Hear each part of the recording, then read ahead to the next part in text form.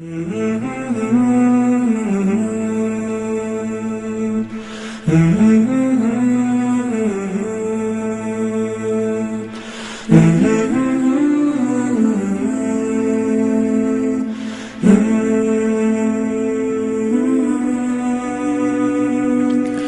a time of darkness and greed, it is your light that we need. You came to teach us how to live. Muhammad, Ya Rasulullah, you were so caring and kind. Your soul was full of light. You are the best of mankind. Muhammad, khayru khalqillah. Sallu ala Rasulillah, Habib al-Mustafa. Peace be upon. That the word tajir was actually started by Muhammad sallallahu alayhi wa sallam.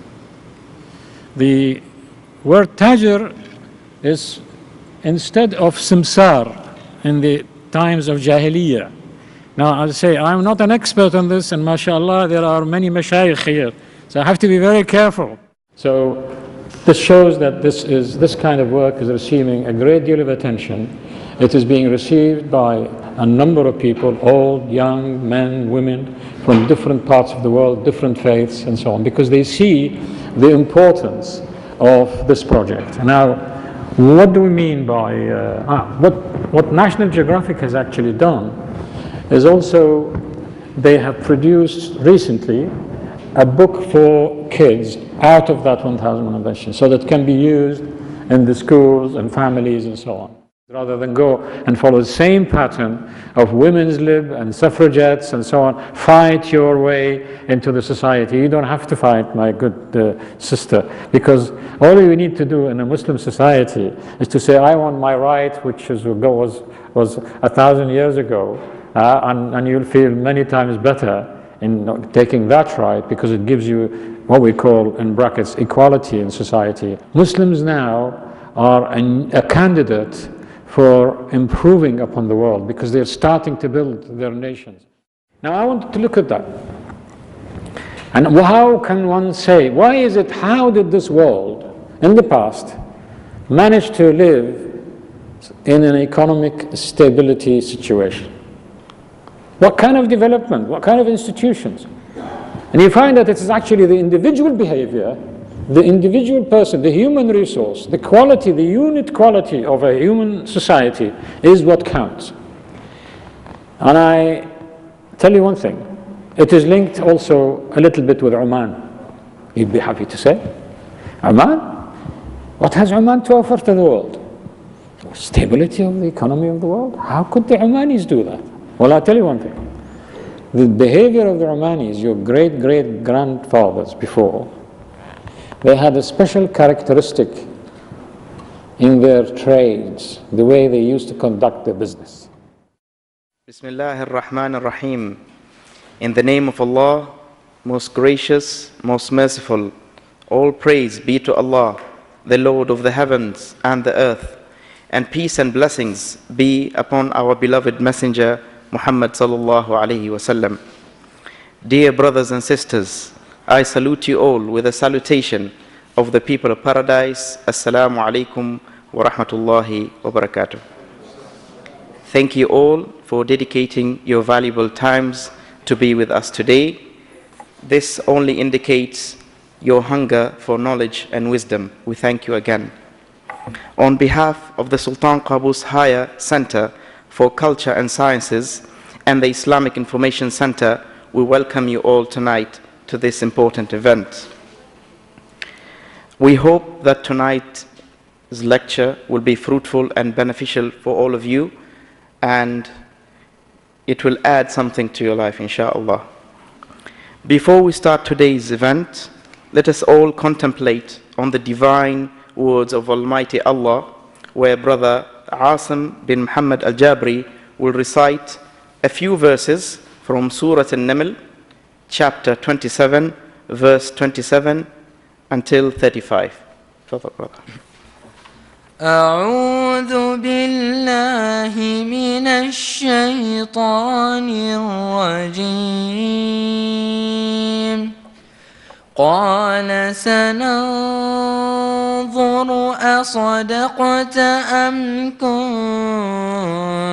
من الكاذبين اذهب بكتابي هذا فألقه إليهم ثم تول عنهم فانظر ماذا يرجعون. قالت يا أيها الملأ إني ألقي إلي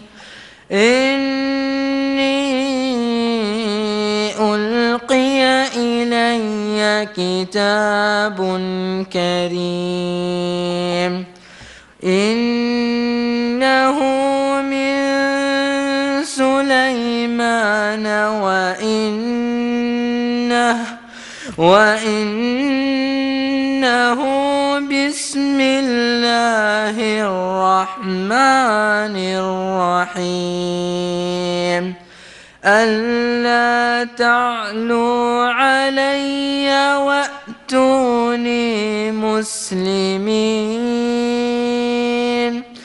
قالت يا أيها الملأ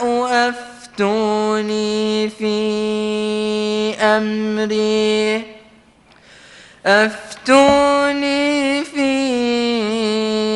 أمري ما كنت قاطعة أمرا حتى تشهدون. قالوا نحن أولو قوة وأولو بأس شديد والأمر إليك فانظري ماذا تأمرين. قالت إن الملوك إذا دخلوا قرية أفسدوها وجعلوا أعزة أهلها أذلة وكذلك يفعلون. وإني مرسلة إليهم بهدية فناظرة بما يرجع المرسلون. صدق الله العظيم. صدق الله العظيم. جزاك الله خير, Brother Asim.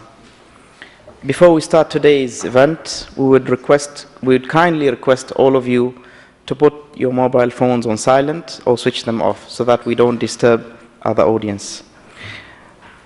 A few thoughts that come into our minds normally are men superior to women in the field of science?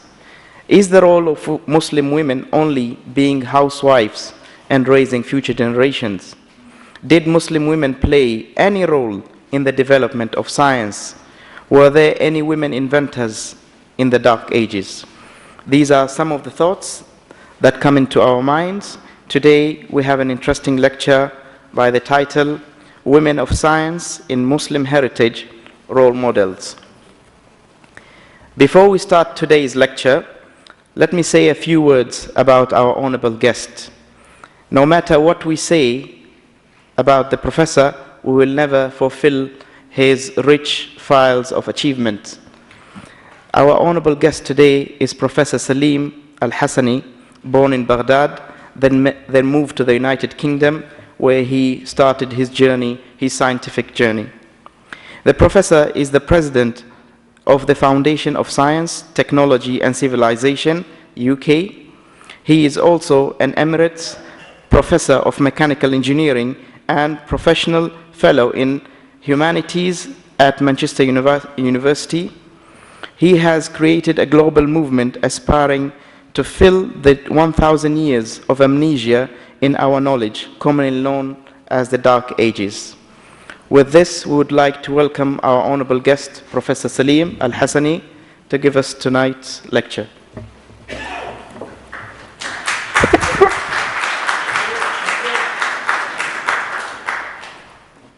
Assalamu alaikum. Thank you very much for inviting me here. I've been for a few days in Oman, and I'm not only absolutely exhausted, but I'm really fascinated. It's a fascinating country and very nice people. I congratulate you. You've got a lot to be proud of, from His Majesty the Sultan all the way down to the boys and girls that are in the schools. So really there's something about this country which is, I'm not saying this being diplomatic or in any way, but I really feel it. When I am talking about the subject, I've got to be very careful because it could be quite controversial. Some of the questions that our chairman has just put out, that I try to avoid getting involved in the politics of the women and men and the position of women in society and so on. But of course the subject is necessarily involved in that. And when I looked at Oman, I'm sorry that I haven't been studying the history and the social developments of women in Oman, but I was amazed just looking at what I see today. You know, you've got some top jobs are held by women in Oman, so you know, things are fine for women, I suppose. You know, you have ministers and you have heads of universities and heads of councils, which is really very interesting, very exciting. Now, this subject of women, of science and management I mentioned, because there is a lot of activities outside the science, which I called embrace word management. It could embrace politics, it could embrace business as well. All right, so the word management is not meant in the very narrow sense of managing a project, although they are excellent managers in managing us as men, and managing their family, and managing children, managing, you know, all sorts of things. So women are known to be managers since the day they were created. Speaking about creation, we have a big problem in the West, and because we imitate the West, we are importing many of these problems to countries like Oman and other countries in the world. The problem is this, when we're told when we were created and Hawa, peace be upon her, was created, the Shaitan has used Hawa to sort of make Adam go into deep trouble. You know, he made a big mistake and so on. Now in the West, we are told this is to do with what we call original sin. Since that philosophy taken over Europe, it wasn't quite there. In original Christianity, it did not believe in original sin. But with this idea that came to Europe after Constantine, and they have restructured Christianity in Europe to suit the European tradition. So this idea of distancing women and accusing them to be the source of the problems for men has stayed, and it is still now with us today. Even in religions. I mean, a big struggle trying to get women to become priests, for instance. Right? There's a huge problem of having women to becoming priests. I'm not criticizing, but I think these are facts that need to be put in mind. And so when I was brought up, you know, I've been 52 years in the UK, in Manchester. And since we were brought up, this is sort of something subliminal in our mind, you know, that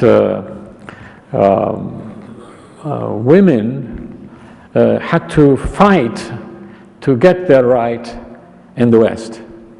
There were what we call, women's lib movement, the suffragettes and so on. These ladies in Europe, they started I wouldn't say from nothing, they started from negative position of people, being creatures that have been created for the pleasure of Adam, pleasure of man. They are part of the assets of the man. They in fact don't have any soul. There is no spirit and soul. There was a huge theological argument to try to prove that women actually have soul like men. So, these poor women in the West, they had to fight their way all the way to become first normal human beings, and then to fight for their equality so that they can become equal in front of law, in society and so on. And still the problem they've not reached.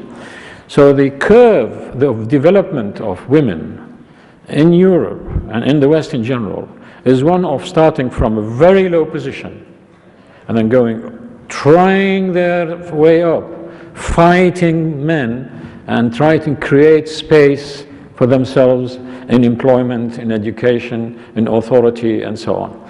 And that causes a huge problem, because when you start fighting to get rights, it causes hostilities, and it causes competitions, and it causes frustrations. And then other things starts giving way, like the structure of the family, like the relationship between men and women, because you can't have balance all the time. People the most difficult thing is to behave in a balanced manner. People tend to, go to one way or the other and so on. So this causes a huge problems. What tends to be sometimes is that women want to be like men, right? The way of the struggle sometimes go is that you just want to be like a man. And hence it causes issues. And because of the dazzling achievements in the West, in science and technology, and particularly in the achievements in the film industry and through the various TV channels and modern technology, many women throughout the third world, particularly the Muslim world, they are amazed at how women are free in the West, right? And free means effectively not constrained, but some people say actually women are not free in the West, because all they're doing is trying to, the freedom, man is giving them freedom so that man can have more access to women by seeing their body, by enjoying their their looks and so on. In fact, people say, some sociologists, that the only reason why women were allowed to work in England and then later on in America is that this way you can get more tax from one family, because you get two earning salaries and you get double the tax in the situation. Of course, during wars and during many situations in the socio-economic atmosphere, pushes women to have to work. So I'm not here to criticize but just there are certain facts that needs to be looked at.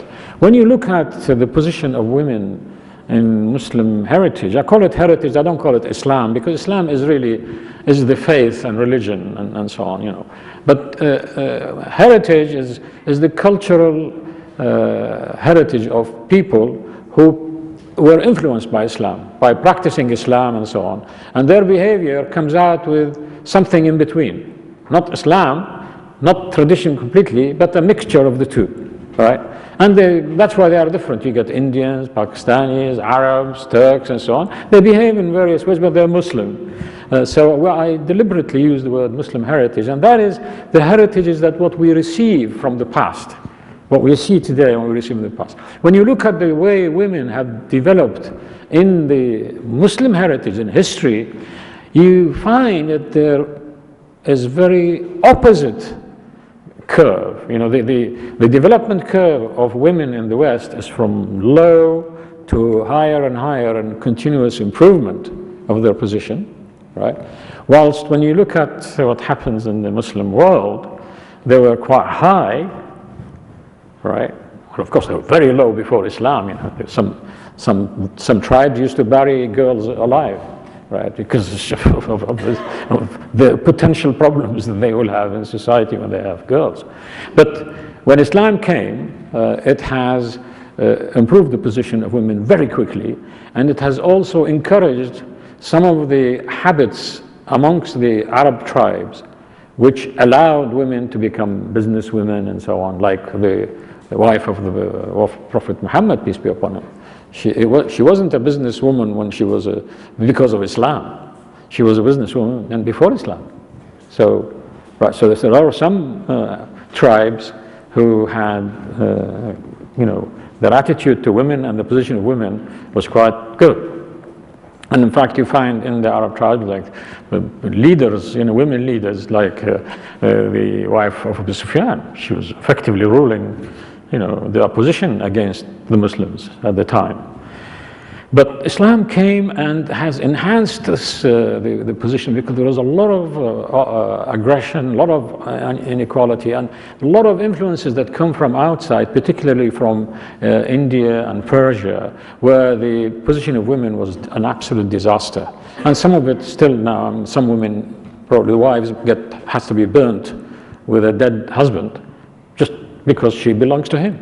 And, you know, like an asset, they just burn a woman who's alive. So this is terrible. And so, you know, although the Arabs were isolated in the Arab Peninsula and the desert and so on, but they were influenced. So when Islam came, it seemed to have shot up very sharp. This sort of curve goes up in terms of the position of women, and we'll see that in a minute.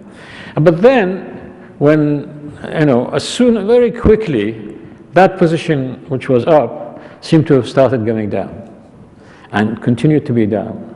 But there are now indications that there are, you know, the curve is going up, but there is a danger that it might be going up through the Western model of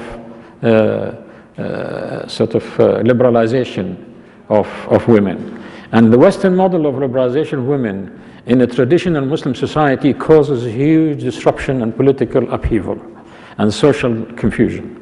Right, so we've got a problem here. What do we do? Is there a Muslim model, or do we have to follow the Western model? This is an issue which is very serious, and it could be quite controversial, and it happens in every Muslim country. Right. My talk is out of this is domain. I'm trying to concentrate on what we have found. We found very little. But is, I think, of significance, because there's some information which is quite new to me and probably new to you that we have found out. And we found this out not because we were trying to find out the position of women doing deliberate research. It was just that information came to us when we were looking at science and its development throughout civilizations, you know, Chinese, Indian, Muslim, and so on. And then we began to pick up names. And that is why we seem to think that there is a huge, exciting, interesting field of research in universities and in institutions to look at the contributions of women in science and in various other related topics and fields like management, like medicine, you know, in agriculture, in mathematics, in engineering, and so on. The information is scarce because of this so-called dark ages, because dark ages means not enough information. We have in our mind, we have an amnesia of 1,000 years between the Greeks and the European Renaissance. And our books in schools, when it speaks about science, not only you don't have any Muslim names, they're only European names, but also you don't have any women. Even European, you know, there's no European scientist. There's a mention of one lady at the time in Alexandria, right, Hypatia, which appears, you know, but the rest there's no women of science, even in Europe. So let's then have a look. So what we did, as we looking through these manuscripts, we find a great guy called Al-Bayruni. Now, Al-Bayruni is important because he was the trigger of The trigger is that these are pictures, and the second picture on the bottom is supposed to depict Al-Bayruni, and his he is really known to have written something like 200 books. Some people say 150, some people say 200, because it depends how you calculate books. Because see, some of the books, manuscripts, they could be in 3 or 4, or it could be 1. And as you see in many fields, he's been involved. He's what we call a polymath in the north of India, a giant, in terms of, if one wants to take a role model, a great guy. But he has said in one of the manuscripts an interesting sentence. He says, thanks to Allah, had it not been for Rihana, I would not have been able to do my work. So, right, there is a woman behind the scene. Is that the saying nowadays in the UK, they say behind every successful man, there is a woman. Is that right? Yeah, see everybody saying. But they also, I'm going to say a joke now, the other sentence after the first one, it says behind every unsuccessful, failed man, there are 2 women.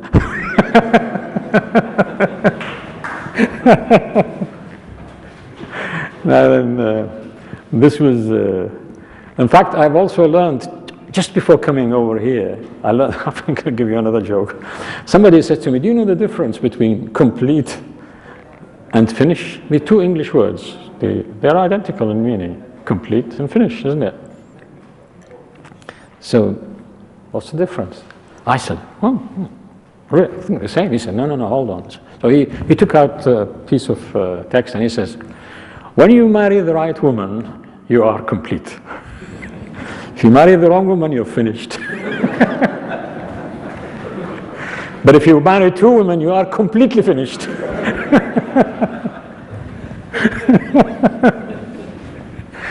Right, now I don't know, some of the people in the Muslim world, they marry 4 women, and I don't know how many completely finished they are, but probably they get them, I don't know. So no, let's not get into the politics of women. He said that, and that reminds us, because when you are searching, you begin to search for women in the science, right? And it's scarce information already to look at science, because the number of manuscripts that have been edited is not many. There are 5 million manuscripts in the world, Arabic manuscripts in the world. And there is a minimum of 5 million. People like Professor Qasim al-Samurai, Professor of Paleography in Holland, there's Professor Peter Polman in Manchester. They say probably there are up to 8 million. Now, let's say 5 million. Now, how many of the 5 million have been edited? These great Muslims and rich people everywhere, billions and billions of dollars, heads of states here and there, their heritage, so you'd expect, out of the 5 million, there must have been quite a lot of them being edited, because this is your history, this is your identity, this is your culture. There's only 50,000. 50,000 only, right? And out of this 50,000, the highest in number is about religious dialogue and discussions and debates between various schools of thought, Ibadi, Shi'i, Sunni, Maliki, Hanafi, and so on. And each group fund the process of editing, because editing requires money. You give somebody, and then you go on. So these projects, editing projects, have been funded through the people who are interested in the end result. And the next highest in number is about political domination, and the struggle and the fights between dynasties, this dynasty, that dynasty, and so on. Right. The next highest, you'd expect, poetry, shi'r, right? They love shi'r, but I don't blame them. I mean, this lunchtime today, I sat, it's been honored to go to a very nice lunch there. And to entertain the people, one of the great Omani poets, started giving some poetry. I mean, he just really, it's so beautiful, and you enjoy it. And therefore, you wouldn't be surprised that it's the 3rd highest. But then we discovered, by the way, that through poetry, A lot of the science and knowledge has been conveyed.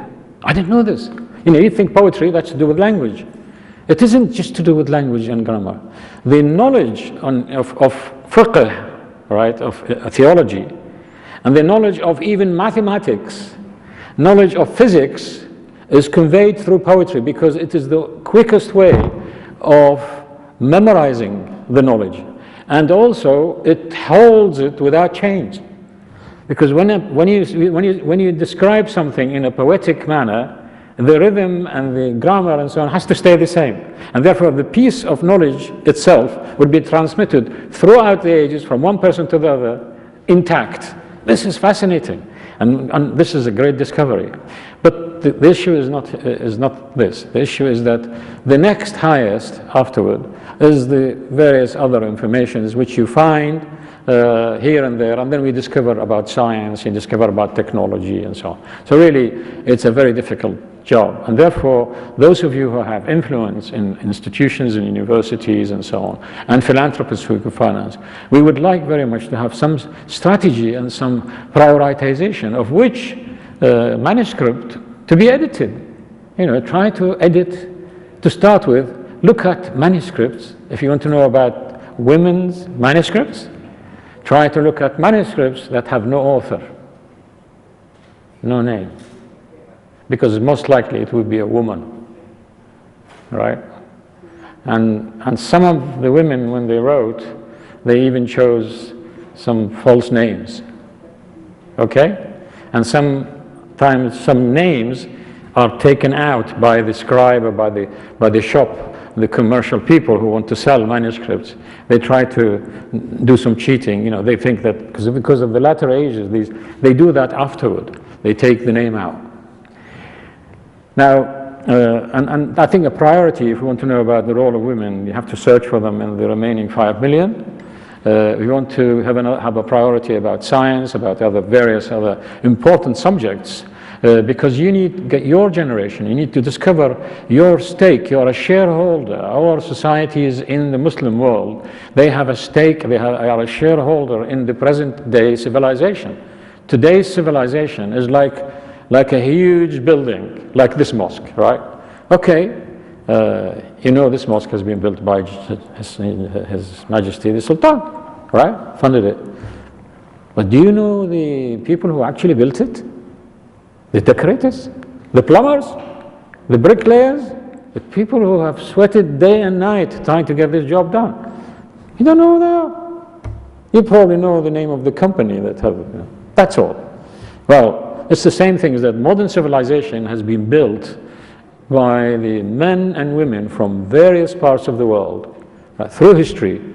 Each of them does their own contribution, and that's what we have today. So in order to find out our role, you've got to dig into history and find out your ancestors, what they have contributed. And we are discovering quite a lot of very interesting things. We discover the contributions of various nations and so on. In fact, we find out that men and women of not only Muslim, but non-Muslims, right, work together with the Muslims in the Muslim civilization, and they were men and women. Now, so we then got interested in the position of because of the Rihana, right? Because it's very important, if you get somebody like him to say, had I not, it's because of Rihana, that is a great recognition. Now, we know how important people who help you, this book that we're talking about, 1001 Inventions. Now, my name appeared to it. The people accuse me of being the author of it. I'm not really the author of it in reality, right? I'm getting the credit, right? But you know how many people who have worked to get that book? Almost 100 people, right? When professors publish publications in international journals and when they write papers and so on, they don't necessarily be the only single person whose name appears there. There are a lot of students, a lot of people who have actually helped. I call my PhD students and research students, they're my slaves. Because they work for you. They dig information for us. And then you help to supervise. At the end, they produce a thesis, but then out of the thesis, we go and publish some work. Similarly, those great people in the past, like Biruni, they have had a support group, and they work and they write and search for them and discuss with them and so on. So there must have been a great contribution by women as well. We find that some manuscripts, they actually show attempts to show some women. We discovered that women appear in manuscripts. And in this particular picture, you find that women are sitting on the adjacent room, and they are listening to a sheikh or a professor. In this case, a Sheikh Bahauddin, and in the city of Balkh in Pakistan, in Afghanistan. So we find that there are, and then of course you find teachers. They actually teach women directly. We also find reference to men and women sitting in one room, and in this particular case, women are sitting in the front, right? Because in many times, I go to various meetings and so on. For some reason, automatically, women at the back, right? And okay, fine. There is actually a comedian in the United States. She's a Muslim, and she came to England, and she appears on TV as the first comedian Muslim woman. They asked her a question. I'm sorry, I have to give some of these jokes, but I'm trying to send some messages here. And they asked her, they said, she said, I was asked, why women always walk behind men, behind Muslim men. They always look. And she said, well, because they look a lot better from behind. So, but, there are odd occasions when you find, oops, there is, well, of course, each tradition, each nation have their own way of protecting their moral, code and so on. There are also women who actually work very closely as assistants, particularly in the field of medicine. This picture here is one of the great physicians in the Ottoman physician, Sharafuddin Sabunjoglu. He's written enormous number about surgery and so on. And there are two ladies standing there who are his medical assistants and so on. In the reference, there are a lot of ladies who go around with physicians and doctors in hospitals and wards, and they help and they study and so on. We see this even in Abu al-Qasim al-Zahrawi, as old as about 1,000 years ago in Andalus, because he refers to women, when he takes them around, when he goes around patients, he refers to women who are taking notes and looking at the patients. So, and then this is we come to another, we get women who build great institutions. Now this is University of Al-Qarawiyyin, right? And in Fes, in Morocco. It still functions as a university. And this was built, it was not only a donation of money, like great many women do. They receive money, they say, okay, build this mosque, build this hospital. But no, she didn't do that. She didn't do that only. She actually supervised the project. One of the main project designs, she said, is to have every part of this building must be made out of the land itself. So you don't import any stone, even the water has to be dug from the land. And she has project managed it. Now, the history says that on the day of inauguration, when she pushed the shovel on the ground to start the project, she started fasting. Right? And she continued fasting every day until the project finished. One of the riwayat, one of the historical narrations, they say it took 13 years to finish. Right? Now this is some woman. She was 23 years of age in the year 859. This is a lot more than 100 years ago. And her sister built a mosque, Jami', and about 5 kilometers away. Right? But she started the building of a Jami'ah. The Jami'ah, the feminine, my name is Salim. If I was a girl, I would be called Salima. So this is the Jami' and Jami'ah. So there's a very close link between the two. And the concept of university, can you imagine, that The first university in the world, which still exists today, functioning as a university, that must have such a viable project, right, surviving all these years, was built by a woman, a Muslim woman.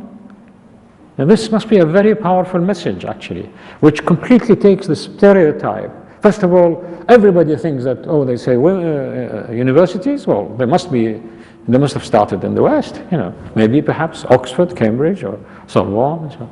Some people who tried, you know, say, oh, actually the first university is Al-Azhar, Jami' Al-Azhar. Actually it isn't, it's Al-Qarawiyyin. But the fact that it is built by a woman, and her inspiration and her aspirations, which is not just to be a place for worship or a place to study fiqh, but a place to look after the sajid, not just to build the masajid. It's to build the sajid, the person who has to learn, and bringing in various types of knowledge together. You know, that not only studying the Quran and the Hadith and so on and fiqh, but bring in other subjects in. And this is hence the word jami'. And the word university is a translation of that because to do with universal education. Bring universal people. People can be from anywhere in the world to go and study in that. And that is the concept. In fact, the most important definition of the functions of university is that it is like a stool with 3 legs, right? You know, like a chair with 3 legs. And these 3 legs is to teach undergraduates and postgraduate teaching. The second is to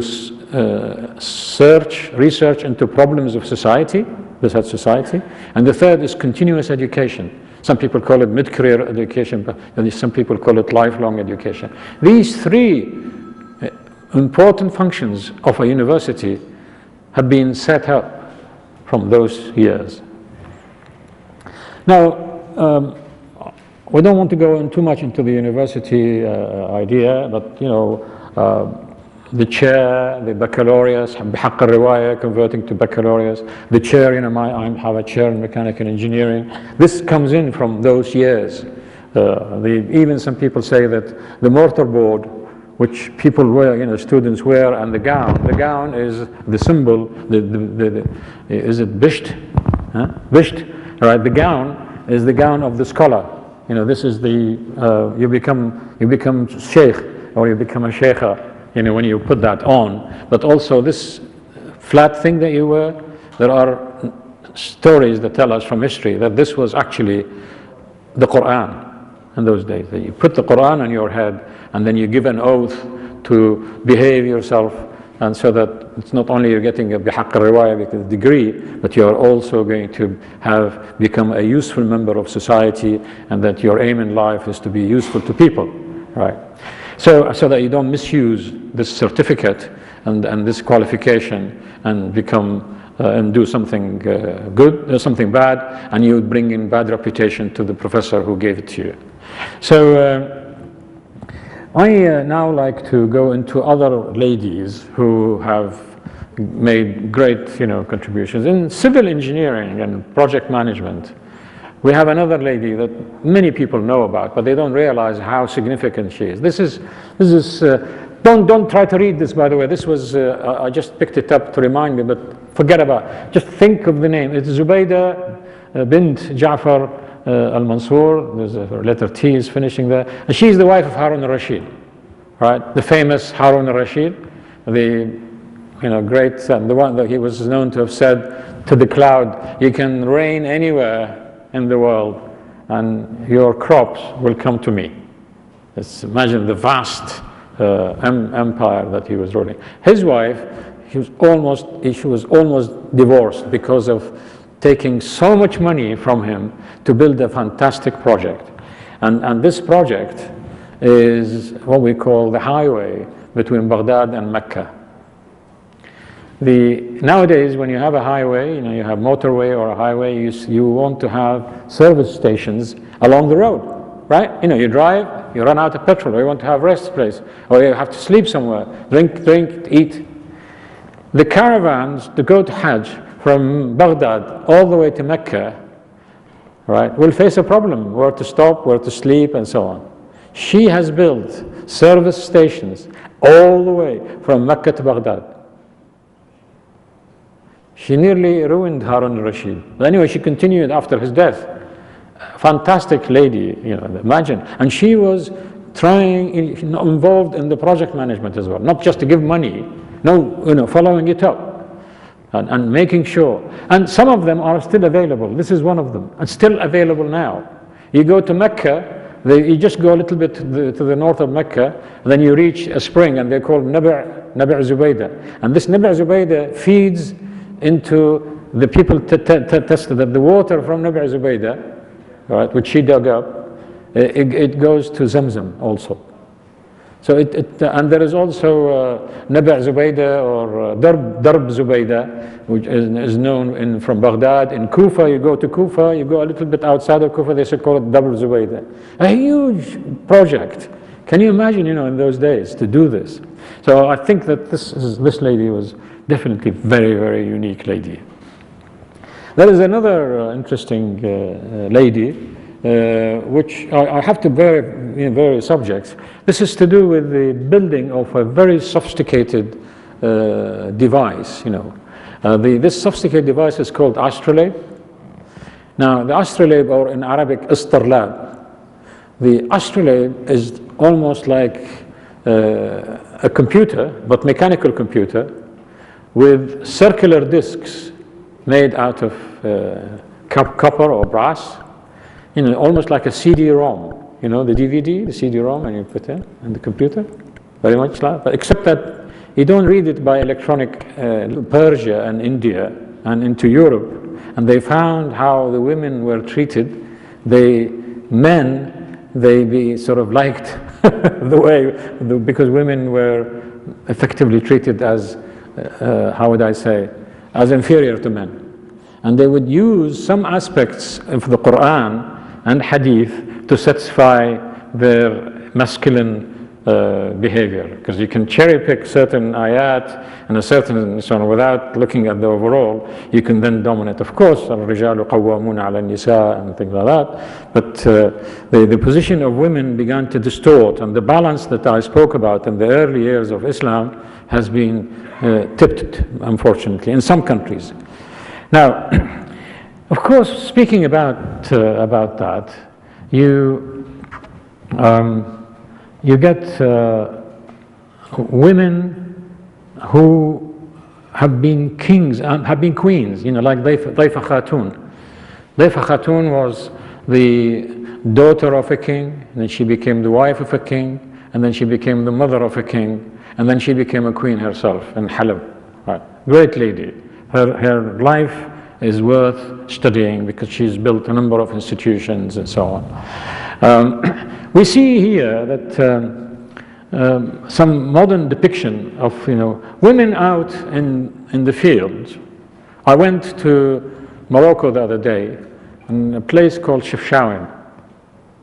Chefchaouen is where Sheikh Shazali was born, the Shazaliya movement. My colleague who was taking me around the road, we looked at a mountain. He says, this is where Chefchaouen is. As we approached in the car, there was like a string of black, almost like ants, like nimel, on the mountain. They're moving. I said, what's this? He said, they are women. I said, what do you mean? He said, there was a huge string of women going around the road on the mountain. I said, what are they doing? He said, they are actually taking the crop from one side and they're going up to the town, to Chefchaouen. I said, why only women? He said, well, men are, waiting for them. So they're doing all the work and the men are not doing the work. I said, this is not right. He said, no, hold on, because they're busy doing other things. He says, this is the one place when they do the inheritance. Now I'm getting involved in something which is controversial, but this is there in Chefchaouen. He says they allow, when a man dies, they consider the woman as his partner, right? They split the partnership first, and then they get the other share as a wife. This is revolutionary, absolutely revolutionary, because she's working. She was working, she was earning, she became his partner, just like if he was having a partner with another man. They would split the partnership, and then because she is his wife, from his share, she inherits her share. This is interfering in something controversial. But I thought that in most of the fields, wherever you go in the Muslim world, until now, you find men and women are working in the fields. There's no problem with that. Hijab is maintained, but they are actually working. In the field of knowledge, this artist also has depicted how you would see men and women and Muslims and non-Muslim are actually studying and working in places like Dar al-Hikmah and some other places of learning. There were queens, even in Africa. I mean, this famous lady, the queen of, the Queen Amina of Zaria, is known to have not only been a queen to rule, but she also was genius in the way of constructing fences and war zones and so in engineering. I've got this manuscript here which shows something interesting. So we're looking at sports in the Muslim history as well. We wanted to look at where does sport originate from? Did Muslims play sports? Did Indians play sports? Because we seem to know all the sports seem to be dominated by the West again. The Olympic Games, Greek, right? the flame, all Greek. And then it's a huge industry, it seemed to be all again from the West. And we are accused of only becoming imitators if you come from here or somewhere. But actually, if you look at the history of sports, you will be amazed as to how much contribution, right, other civilizations, other cultures have contributed to sports. When you talk about hockey, this picture here shows hockey. Hockey is normally associated with a game of the royals, like in the royal family in the UK. I never thought that hockey would be originating from the north of India and Afghanistan, and that there were occasions when Muslim men and Muslim women would be playing together. Each of them with their horse, and they would have competitions and so on in this manuscript. It's amazing. Right. So it shows that there was occasions in history that... Now, before I close, I've missed or lost a slide of a very important lady, and that is Al-Shifa. Al-Shifa bint Abdullah, the daughter of Abdullah. She was a companion, a Sahabiya of the Prophet ﷺ. Among some of those nurses, but she was so good, she was nicknamed as Al-Shifa. When Umar became Khalifa,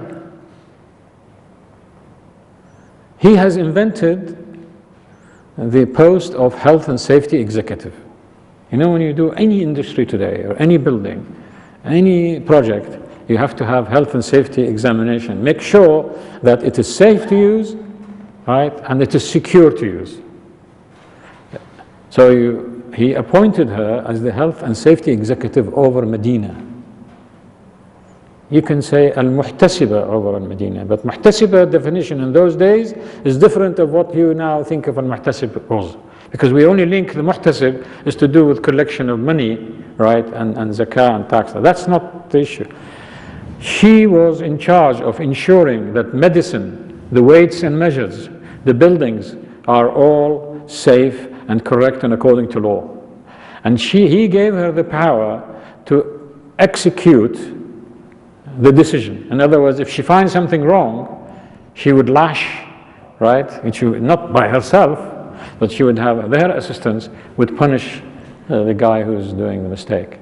Reports straight to Umar ibn al-Khattab, and because at the time of the Sahaba in those early years, they separated the legal institution from the ruler, if she found Umar doing something wrong, she would punish him as well. That is her power. When she did so well, Medina, and I wonder how did she actually do the job? How would you have a woman in the souk of Al-Medina and so on, and such a bustling, place? At the time of Umar, Medina they were ruling the world, right? How would she first be able to, talk to people and get their examinations done and inspection? It's a question, isn't it? I'm really amazed. How did she manage to do this? if there is a psychological problem like we have today about hijab, about women talking and so on, she wouldn't have been able to do that. The relationship between men and women must have been different, right? When she did an excellent job in Medina, by that time the Muslims have conquered Iraq, opened Iraq, and Basra became a city that belongs to the government of Umar ibn al-Khattab. Basra was still a complicated city. But being a port, all sorts of things come from parts of the world. And he wants to make sure that health and safety in Basra is done right. Whom would he appoint? Ash-Shifa. She became like the governor of Basra. Right, I say this showing in the information that needs to be explored, needs to be investigated by men and women in this part of the world or elsewhere, because I think this is a very important subject. It has an impact on how we live today. Now, the ignorance comes in because, obviously, what we are taught in the school is this 1,000 years gap. This is the 1,000 years amnesia. This is a very important picture to stay in the mind, because if you really want to sort out knowledge and the information management, make sure that you have a balance and let the other nations and other cultures come to take their place. But when we say they take their place, that means you have to investigate their contributions into all walks of life. Position of women, the question of economy, the sports, science, engineering, legal, pharmaceutical, medical, and so all these contributions that have made up our civilization that we have today. Find out the historical roots, and you will find that this becomes a tenable history, sustainable history. I hope you have enjoyed my presentation. I had thought that I will take a lot less time than what I have done. I hope you have enjoyed it and that I have not made blunders and committed mistakes. Please, if I did make a mistake, excuse me, because I'm not an expert on this subject. Thank you very much for listening.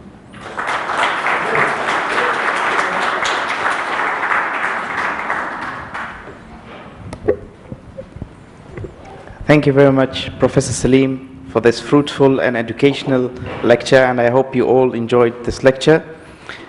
Now we'll open the floor for questions and answer. We'll take about 15 minutes for questions. Please try and ask questions related to today's topic, and inshallah, after 15 minutes we'll close the floor and we'll see you tomorrow, inshallah. So anyone has a question, please raise your hand. Good evening, Professor Salim. With the delightful lecture that you gave us today and the review about the role of women, especially, they're all role models to us. Personally, of course, I read a lot in your lectures, and I don't really know, I don't have a question actually, Professor Salim, but I have, a comment, is that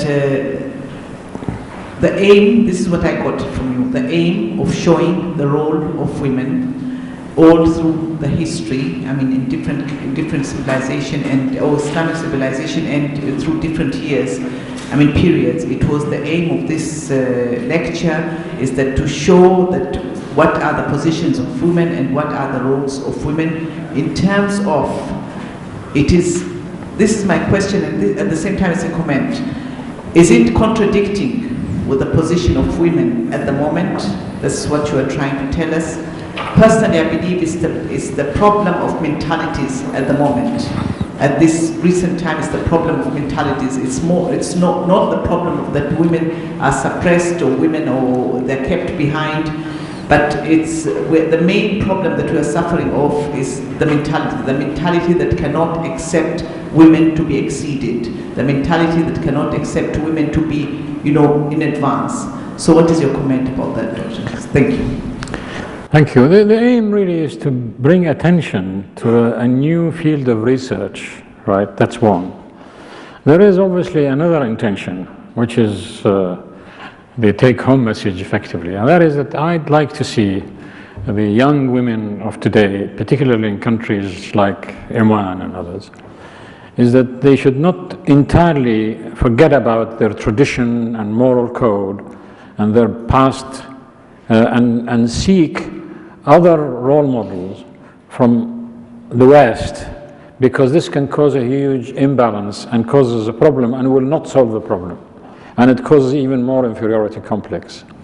So that because the historical development of women, okay, it is today the position of women in Muslim countries is not acceptable. It's not good, right?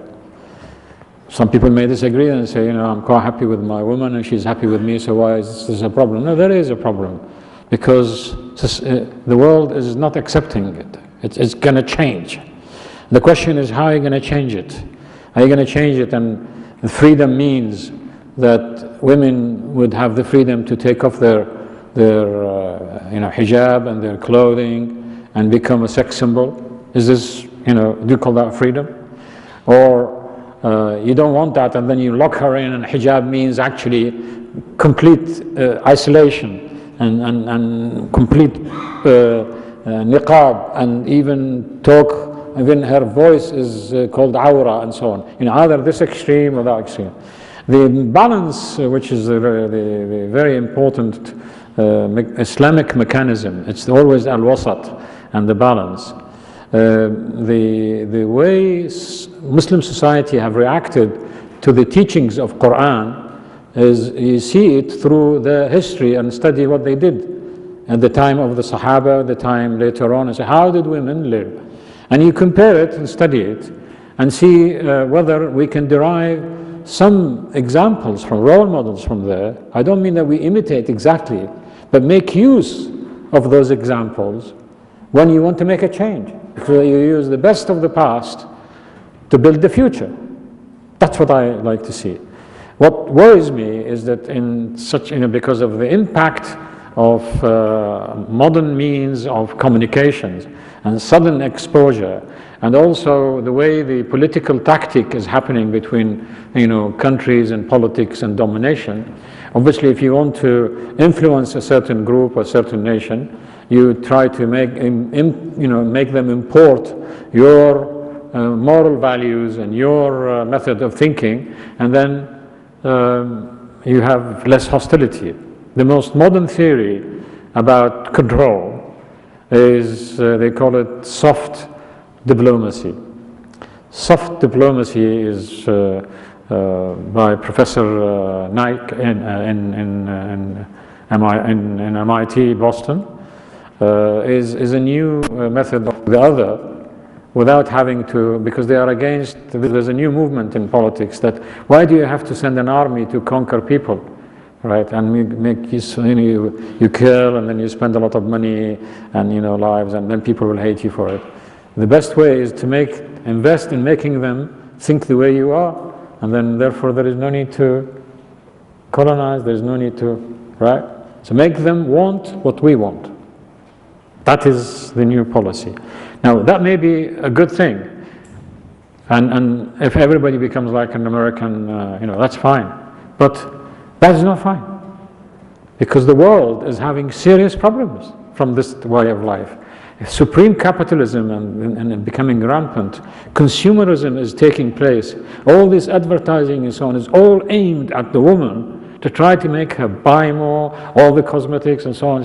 Woman has become, actually, since the time of the brother of Freud, Sigmund Freud, who was the great psychologist. So his theories was taken by his brother and made them into commercialized through industry in selling and using the power, the sex appeal of women, and women became a symbol of advertisement from then on until now. They have come. Now this is sort of a world that actually insults women in this way, make them feel that they are actually free.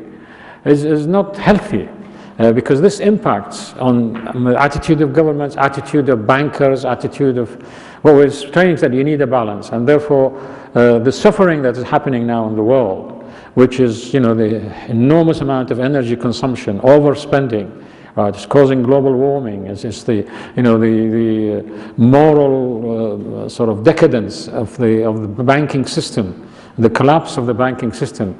All that is all interlinked with each other. That tells us that the American way of life, or the capitalist way of life, is going to modify. The Americans themselves are now trying to modify it. They realize that they cannot carry on in this way.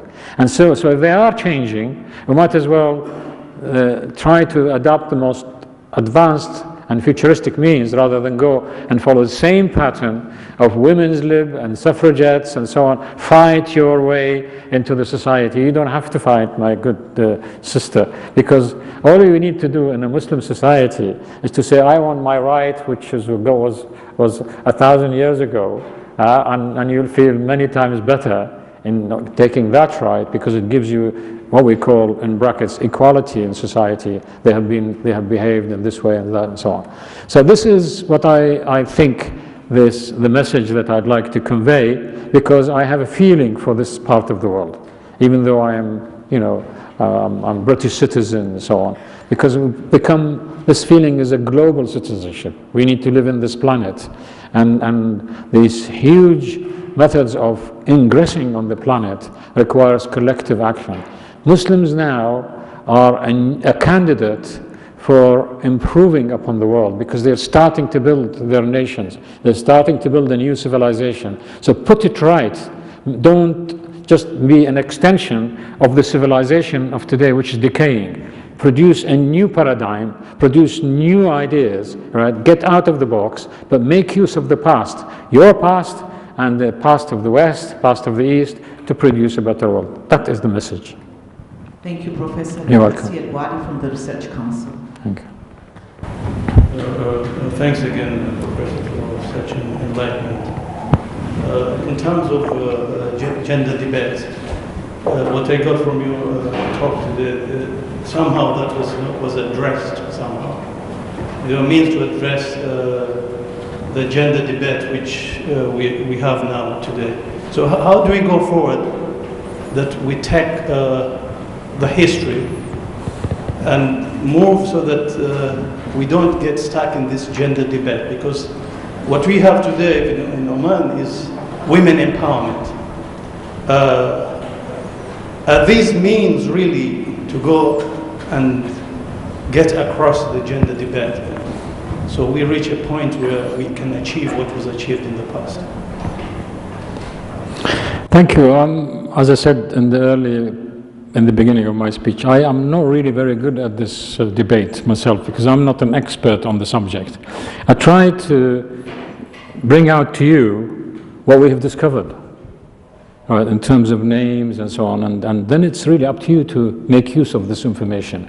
I think this tells you to try to get more information, you know, find out more about these. I mean, 8,000 women, muhaddithat and so on. I mean, even you're in a mosque here, right? I don't know how many of them you actually know of these people. I don't want to be critical, but I like you as my chairman, very nice looking with nice beard.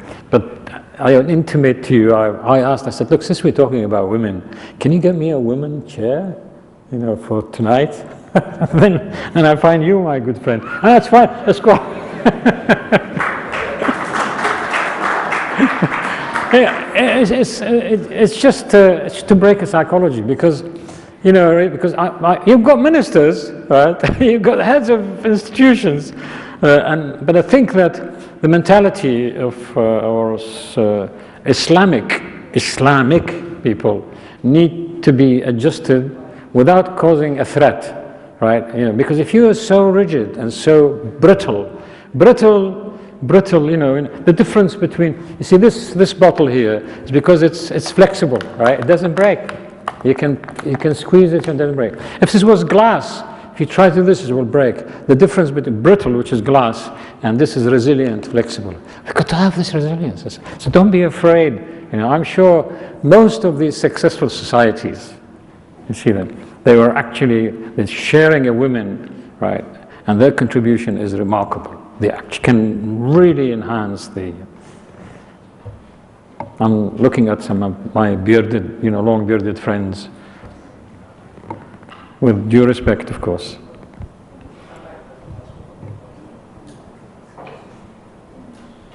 laser. You don't read it that way. You dial it and you read it against a chart. The drawings is not very clear here. These are hyperbolic drawings. These charts, they are tracing the movement of the stars over a year time. And the way you trace the movement of the stars is you have these what you call armillary spheres. These huge structures on the left. These huge structures. And it's got these arcs that move and a pendulum with a string with a weight underneath. And that one is it goes on the floor, and the floor will have a huge piece of cloth, white cloth, and they will move with the star, each star, and they position this. It goes down, so they will put a mark on the ground, and then come next week, you find the movement of the stars somewhere else. So you have a curve, the trajectory of the stars in the sky being drawn on a flat plane on Earth. And you have so many important stars which are visible, and this is done for these. Now, after that, they reduce it into a small or different sizes. Sometimes it's a pocket size, you can carry with your pocket. Sometimes a large size, like now that. You see that picture there? There's one is held by the hand of one of the professors there, the teachers. But there is one at the back of the masjid, or back of the mosque. It's hanging on the wall. And the idea here is that when you hold it against a star and you dial this disc, there, and you point it, it tells you the time, when it's Fajr, when it's Maghrib, when it's, right, and where you are, like a GPS system. Fascinating. Now, it requires a lot of work, as well as mathematics as well, and engineering, sophisticated engineering, because it's fine, it has to be accurate. And so, we found this lady called Al-Ijliya. Now, Al-Ijliya, we've contacted from Halab, and she was at the time of Saif al-Dawla, working in the great castle of Aleppo. And we asked, because Nadim and some other historians, they don't mention her first name, and we want to know what was her first name. We agree with the findings of the Syrian Archaeological Society, but it's not published. They wrote to us. They say her name was Maryam. So we use the word Maryam. But she is from Al-Ijli family, and Al-Ijli, her father was involved in the making of astrolabes as well.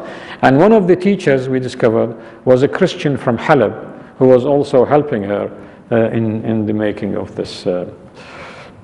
Now, obviously, there are many, and these are odd, we find in some odd manuscripts. Now, mathematics. We found another very exciting, interesting lady in Baghdad. Her name is Sutayta al-Mahamli, right? This is year 987. We found that this lady, because she was so good in mathematics and algebra, she became an expert witness in the courts. You know what an expert witness means? It means using scientific means to prove a certain thing and to decide whether this is correct or not correct. Right? And the judge or the prosecutors or the lawyers will use expert witness to use science to sway the decision. Right?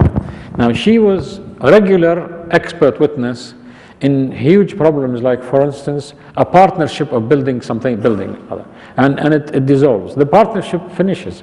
So how do you deconstruct the partnership?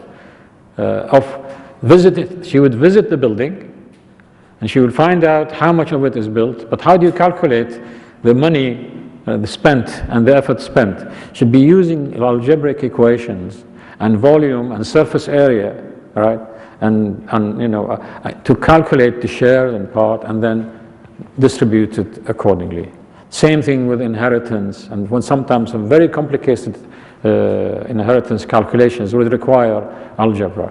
There are feuds between business people, right? Needs to be solved, and the judge used to listen to her, and because of the use of her mathematical capabilities. The next one is from another place on earth, which is in Andalus. The Lubana or Labana, or sometimes called Labbana. The quotation here is from a book by S.P. Scott. But she was a scientist, but also a mathematician. She's very, involved in solving complex geometrical and algebraic equations. When we talk about algebraic equation, we're talking about complex algebraic equations. And originally, the algebraic equations, maybe x cubed, x to the fourth, and so fourth order algebraic equations. And the solution of them are very complicated because sometimes you have to use geometrical means to find the solution. So not only just algebraic methods or mathematical methods, but you have to use geometry as well. So she was also quite a good in management, and the history shows that she was actually a private secretary of Khalifa, the famous Al-Hakam II. The other interesting subject is medicine. Women's involvement in medicine have never stopped for 1400 years, since the time of the Prophet ﷺ. Right. They've always been involved in medicine. And their roles, it's very easy to investigate this, and it's still a very fresh subject. You can find women in medicine in any period of Muslim history, but it is not quite well documented and published. You can go there and get information. You can write papers and become a very famous woman or a man if you take this subject for research, right?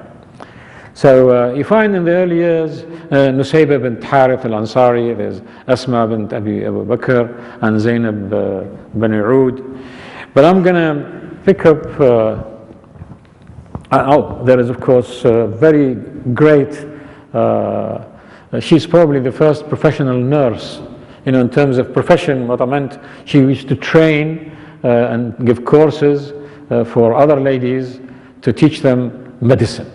And she was also a great social worker in preventive community medicine, how to organize your life in the family so that you prevent disease, right? The cleanliness and so on, and precautionary medicine, precautionary exercise.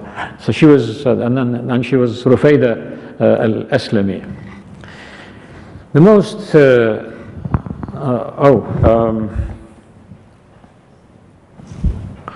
right, I must have, a couple of slides have gone somewhere else. Right, let's come to this calligraphy. Women calligraphers, all along, a lot of calligraphy is actually, the writing, the scribes, is done by ladies. This particular lady of Al-Ghassaniya, and the other one is called Safiya. They were very famous in Spain, and their calligraphy was, very special because they use illuminations and so on, and coloring in there. Speeches, women speakers, and sometimes even public speakers, they appear in literature. Right? And even from the time of the Sahaba, women stand up and say things. In a mosque, woman challenges a Khalifa, right?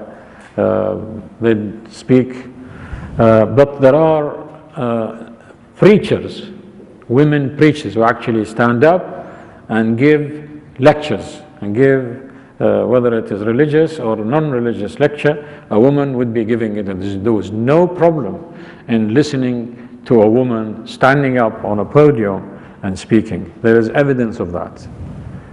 Right. Now maybe some of my friends here, men friends may disagree with this, it's fine, but I'm not expressing a view, I'm expressing facts that we see.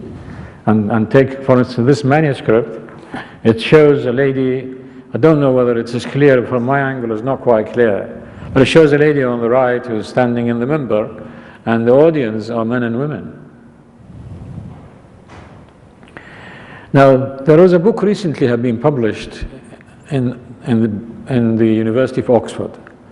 This book is 40 volumes,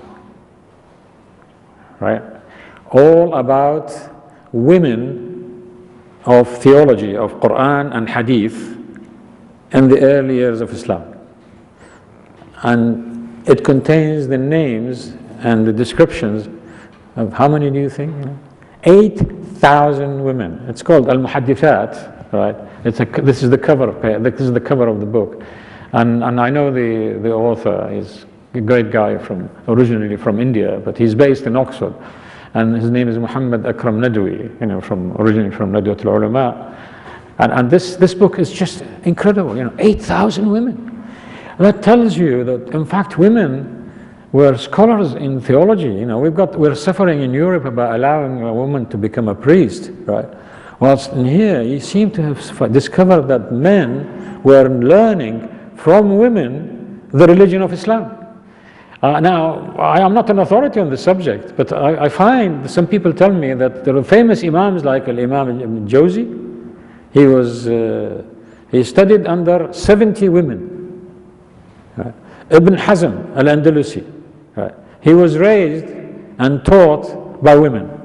Right? Became a faqih through the knowledge of women. So this gives you a signal. I'm not saying that they were better than men and so on. It gives you a signal that there was not a serious problem, about this. There's no antagonism. There is no fighting. There is no, this tension between men and women. There's a comfort, stable relationship. Otherwise, you cannot have such a relationship. And of course, when you have men and women together, there has to be a suppression of the sexual difference and sexual attraction, because men and women have to be attracted. Otherwise, it happens even to all creatures.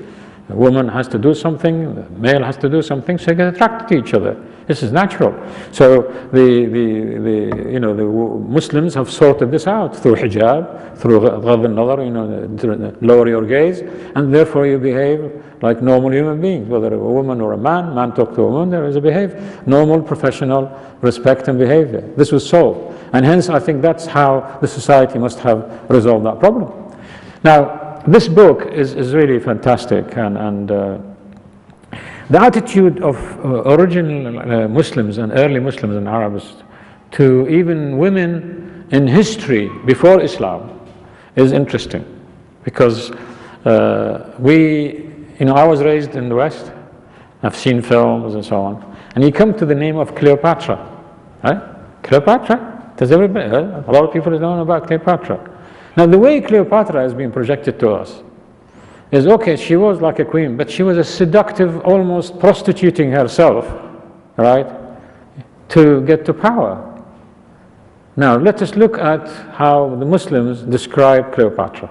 This is really amazing. They describe her with such a great honor, right? And they describe her as a person who was bringing all the scholars around her in weekly seminars, right?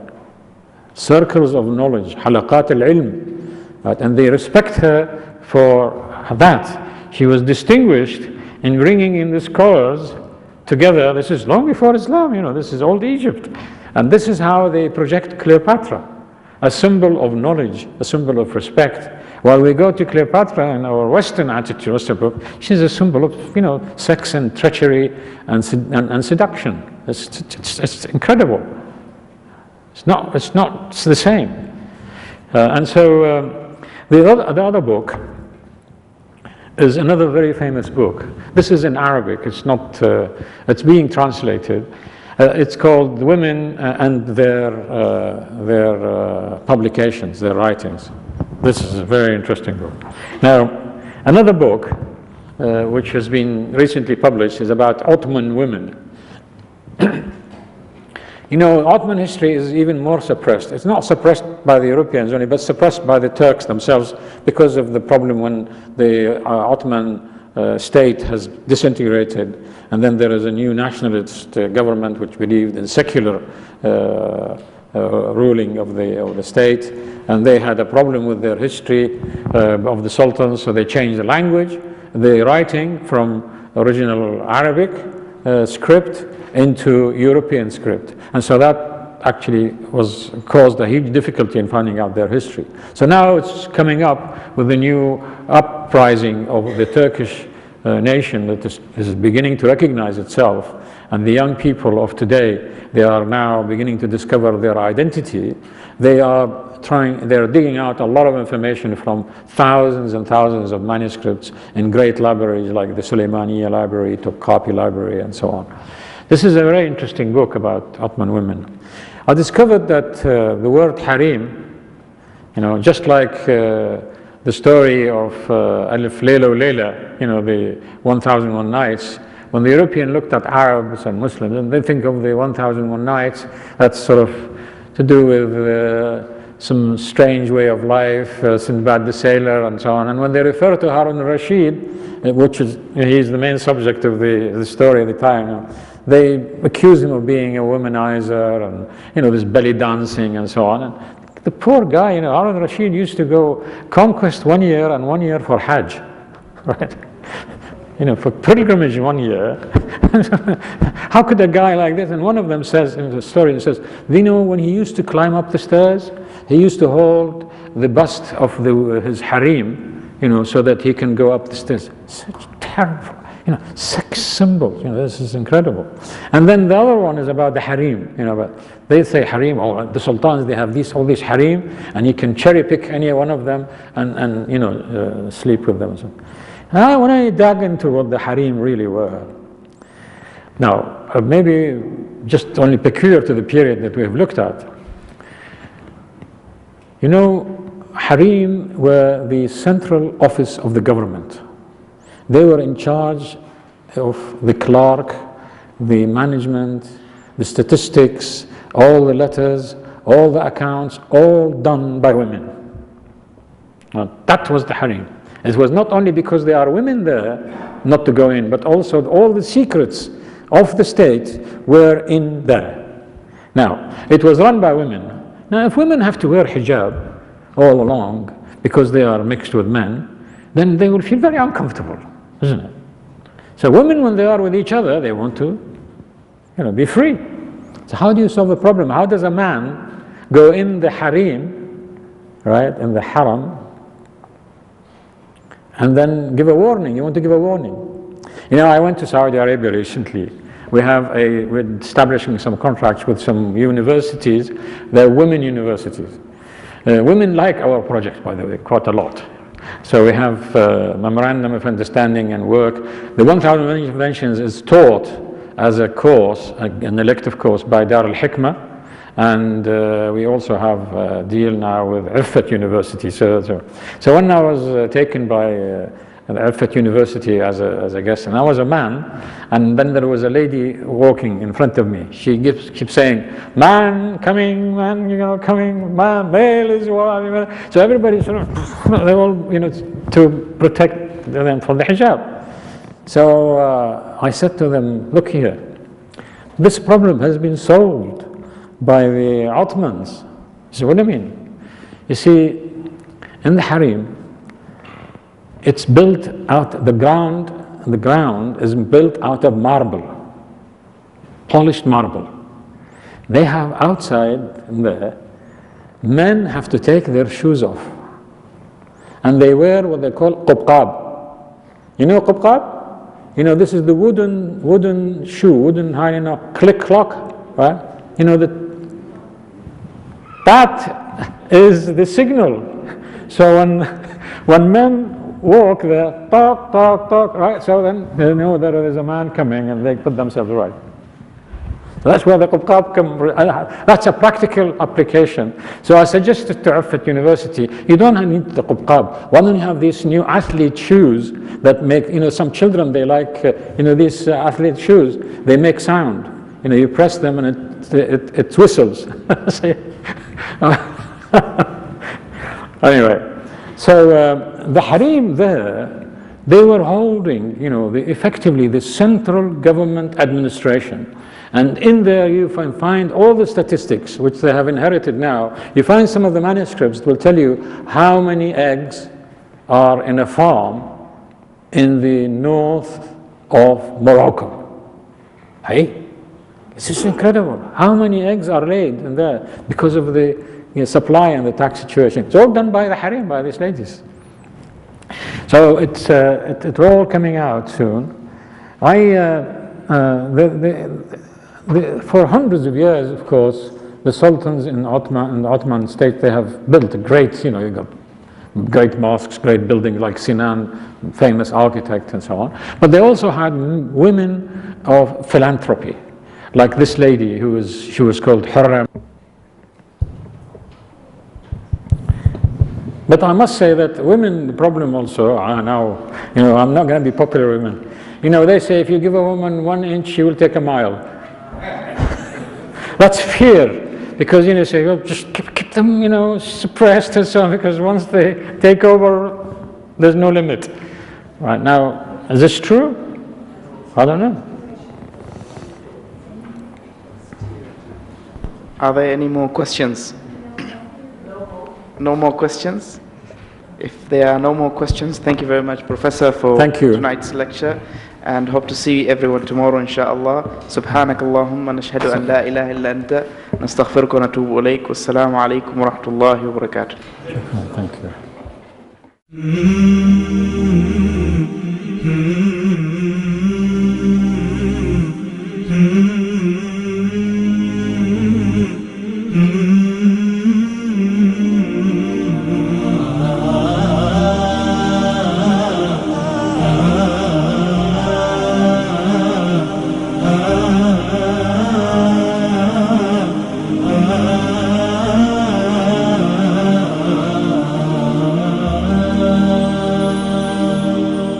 شراب الحب يعرف بالمذاق وما كل السقاة له بساق.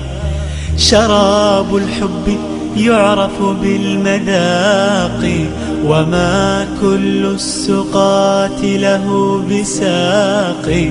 أحب الله عن أدب وصدق ولا أرضى سوى التقوى خلاق. شراب الحب يعرف بالمذاق وما كل السقاة له بساق. شراب الحب يعرف بالمذاق وما كل السقاة له بساق. أحب الله عن أدب وصدق ولا أرضى سوى التقوى خلاقي. إذا ما عشت لا أنسى إلهي به أسمو من الأخرى المراقي. يعز علي ترك الحب عندي ولو بلغت بي الروح التراقي. تركت جميع خلق الله دوني شغلت عن الخلائق باشتياقي. شراب الحب يعرف بالمذاق وما كل السقاة له بساق.